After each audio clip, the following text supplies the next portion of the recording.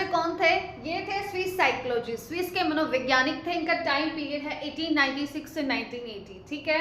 और जो जीन पियाजे थे, इन्होंने अपना जो संज्ञानात्मक विकास का सिद्धांत दिया था, वो कैसे दिया था? इन्होंने अपने ही 3 बच्चों की, जो इनके खुद के 3 बच्चे थे, उनकी स्टडी की थी, उनका अध्ययन किया था, एक्सपेरिमेंट्स किए थे, फिर कंक्लूजन निकाला था, जो निष्कर्ष निकाला था वो क्या था, वो हम इसमें पढ़ेंगे। संज्ञानात्मक विकास के बारे में क्या कहा इन्होंने कहा कि जो हमारा संज्ञान है, ठीक है, उसका विकास किस तरीके से होता है, ठीक है। संज्ञान क्या है? यानी हमारे जो सोचने समझने की शक्ति है, जो हमारा चिंतन कौशल है, जो हम तर्क देते हैं, ठीक है ना, रीजनिंग के बारे में उन्होंने बात की, समस्या समाधान कैसे करते हैं, ठीक है ना, हम किस तरीके से सोचते हैं बजाय कि हम क्या सोचते हैं। तो जो ये संज्ञान था, इसके बारे में इन्होंने एक चीज और बोली कि ये किस पर आधारित है, हम इसे बोल सकते हैं जेनेटिक एपिस्टेमोलॉजी पे। जेनेटिक एपिस्टेमोलॉजी क्या होती है? Based on the idea that knowledge is constructed through interaction with the environment. जब नॉलेज को कंस्ट्रक्ट किया जाता है, यानी ज्ञान का निर्माण किया जाता है, कैसे? वातावरण के साथ अंतरक्रिया करके, ठीक है ना। जब वातावरण के साथ अंतरक्रिया होती है, इंटरेक्शन होता है, तब क्या होता है? हमारे संज्ञान का निर्माण होता है।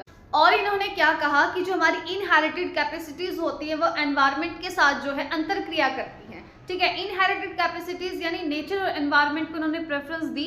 इनहेरिटेड कैपेसिटीज क्या होती है? वंशानुक्रम, ठीक है ना, जो हमारे माता पिता से, पूर्वजों से हमें जो क्षमताएं मिलती है, ठीक है ना, उनको विकसित किया जाता है वातावरण के साथ इंटरेक्ट कर। इनकी थ्योरी जो है, उनको बहुत सारे नामों से भी जाना जाता है। कौन कौन से नाम? जैसे स्टेज थ्योरी, डेवलपमेंटल थ्योरी, ठीक है ना, मानसिक विकास सिद्धांत, विकासात्मक सिद्धांत, अवस्था सिद्धांत। अवस्था सिद्धांत क्यों कहा जाता है? क्योंकि इन्होंने 4 अवस्थाओं का वर्णन किया, यानी विभिन्न अवस्थाओं का इन्होंने वर्णन किया है।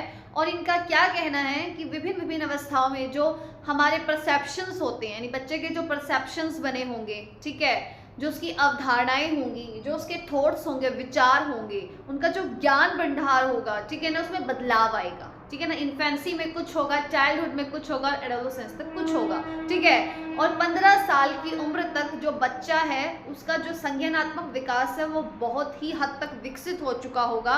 ये ऐसा टाइम होगा जब उसको अगर कॉम्प्लेक्स अगर हम कंसेप्ट्स दे देते हैं, तो वो उसका भी निर्माण कर सकता है, यानी संज्ञानात्मक विकास जो है उसमें वृद्धि होगी, ठीक है ना, वो बढ़ेगा, ठीक है।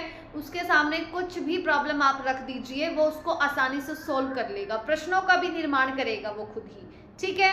तो यही बताया है हमारे संज्ञानात्मक विकास का सिद्धांत के अंदर कि वो जो थॉट्स हैं वो बदलते रहते हैं, ठीक है, परसेप्शंस बदलते रहते हैं, एकोमोडेशंस होते रहते हैं, एसिमुलेशंस होते रहते हैं। इसके बारे में हम आगे बात